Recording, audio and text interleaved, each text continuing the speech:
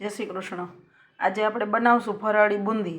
એના માટે જોશે આપણે રાજગરાનો લોટ 1 વાટકી, 2 ટેબલસ્પૂન આરા લોટ તપકીર, 1 ટીસ્પૂન આમચૂર પાવડર, અડધી ટીસ્પૂન જીરું પાવડર, અડધી ટીસ્પૂન મરી પાવડર, 1 ટીસ્પૂન સિંધાલું, 1 ટીસ્પૂન લાલ મરચું પાવડર અને પાણી લોટ ડોવા માટે।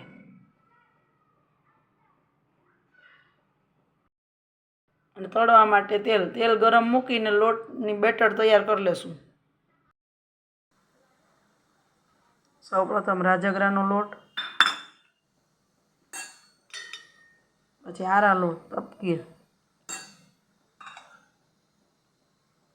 બે મિક્સ કરીને બેટર તૈયાર કરી લેશું।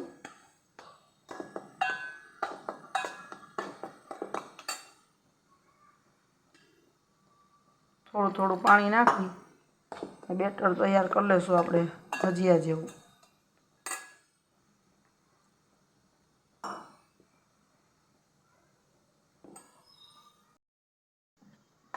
આ આપણું બેટર તૈયાર છે। આ રીતનું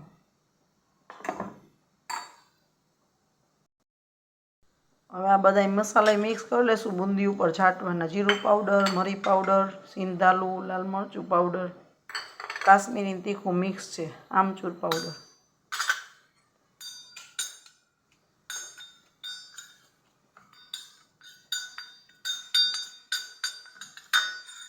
બધા મિક્સ કરીને રાખી દેશું તૈયાર જ। પછી ગરમ ગરમ બુંદીમાં છાંટી દેશું। હવે તેલ ગરમ થઈ ગયું છે, આ ચાયણી તેલ ઉપર રાખી દેશું અને ગેસ ધીમો કરીને પછી આ રીતે બેટર રેડી દેવાનું છે।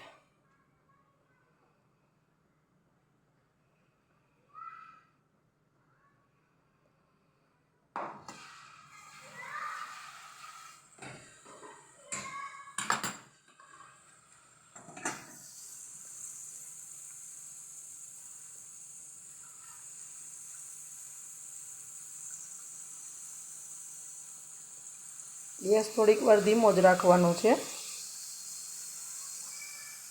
જો આ રીતે બધી બુંદી પડશે, એક સરખી તરાય।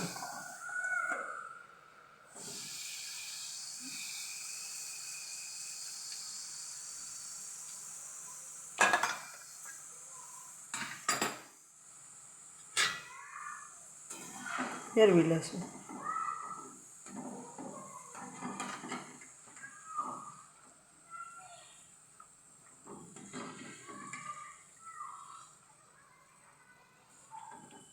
સેજ બેટર ઘાટું લાગે છે એટલે 2 ટેબલસ્પૂન પાણી નાખશું।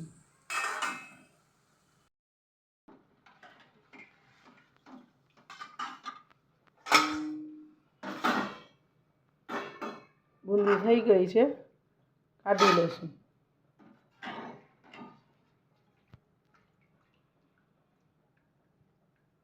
જો પકડે એવી થઈ ગઈ છે, એવી રીતે બીજી નાખી દેશું। સેજ એવું લાગે છે, બાકી બેટર બરોબર, પણ સેજ એમ થાય કે ઝડપથી પડી જાય તો 2 ટેબલસ્પૂન નાખશું પાણી। બીજી વાર પાથરી નાખી દેશું બેટર।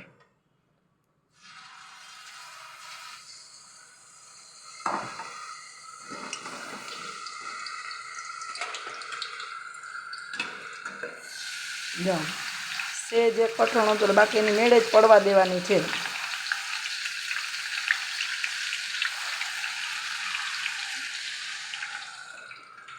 થોડીક પડી જાય એટલે ચાળણી ઉપાડી લેશું।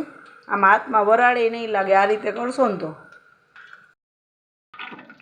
જો આ તરાઈ ગઈ છે, કાઢી લેશું। બધી આ રીતે તર લેશું।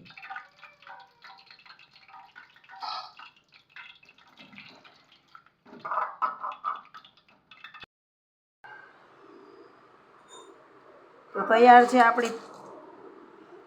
આપણી ફરાળી બુંદી। જો આમાં હવે આ ગરમ છે ને એમાં જ મસાલો ભેરવી દેશું।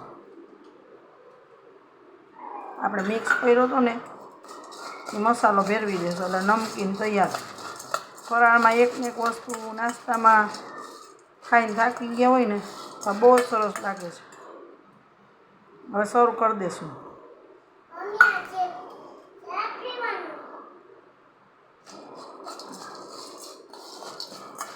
મસાલો વધતો ઓછો આપણા ટેસ્ટ મુજબ કરી શકાય.